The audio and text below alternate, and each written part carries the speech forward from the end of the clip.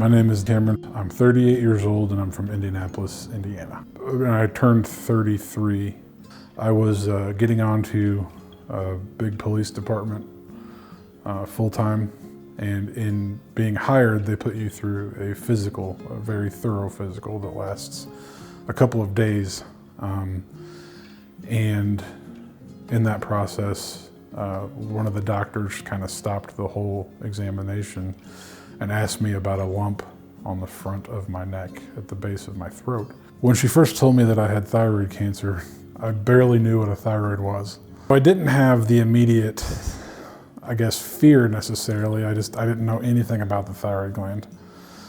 And so I started asking, because I worked in a hospital, and I started asking questions about it.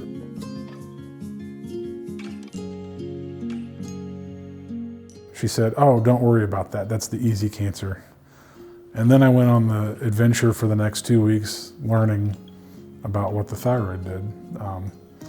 I don't think calling it the easy cancer is necessarily accurate, because it comes with its own specific, unique challenges for the entire rest of your life. A lot of people don't even understand what the thyroid does, so I can understand them not knowing how to change their own situation or why they feel the way that they do, because there's so little education available. I would get very scared. I'd feel very lonely, alone, and I didn't really even understand what was happening. I later would find out that thyroid hormone is very integral in your emotional stability, and when it's not right, it's likely that you're going to experience ups and downs in your emotional state.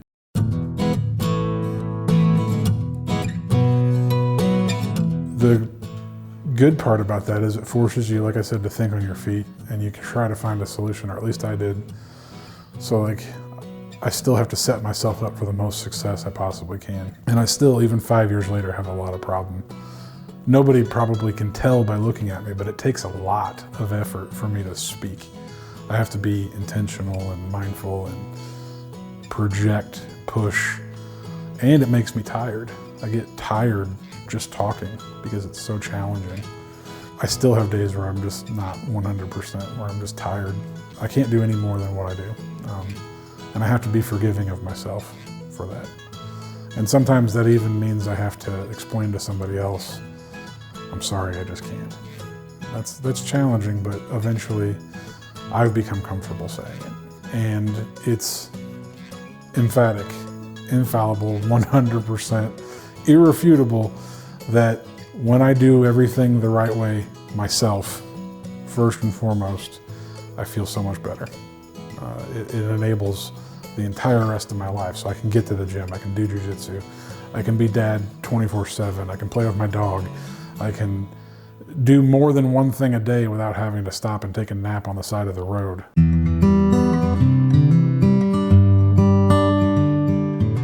Before, I couldn't always understand it when people would talk about their limitations. You know, sometimes to me it sounded like an excuse and not a reason. So I'm much more mindful of that now with other people. I'm more empathetic. I'm certainly willing to approach people with, I don't think that I was ever mean to anybody, but with much more kindness and gentleness and understanding that I might not understand their whole situation, but their situation is important to them as mine is to me. So that's helped me be a better policeman. It's helped me be a better dad. It's helped me be a better human being just walking around. Being mindful of the fact that because all of our time is so limited, we can do so much for each other to share our experiences instead of keep them all to ourselves. I wanted to use the ultimate opportunity to share my story with somebody else, to maybe have the same positive effect that the other guys did with me.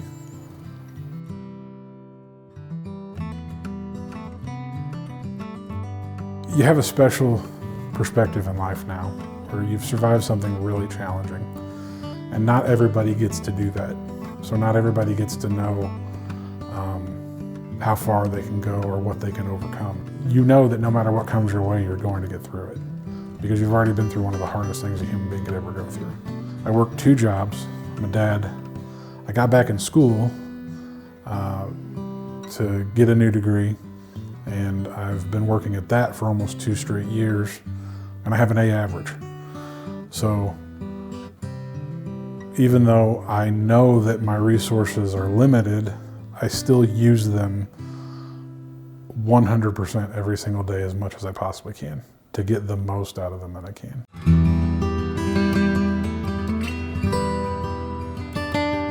The first bit of advice that I would give to somebody who just got diagnosed is give yourself a second.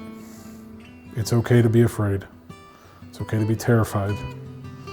It won't last forever. Be flexible. Because when things happen, and they will, you're not caught off guard. And I think that ability, staying flexible but staying motivated, has been the most important. If there's something you want to do in your life, do it. Don't wait, because you don't have forever. And in that way, you can help other people because you're out, you're doing things, you're overcoming obstacles. Just getting out of bed in the morning is a challenge that you will beat. Some days you won't. So be forgiving of yourself, and as soon as you can, start reaching out, whether it's to ask for help or to give it. Both are as valuable as each other. So don't be afraid to do that. Don't be afraid of anything. And just try your best every single day, whether that looks like 110% or 10%. Give it, and you will get it back.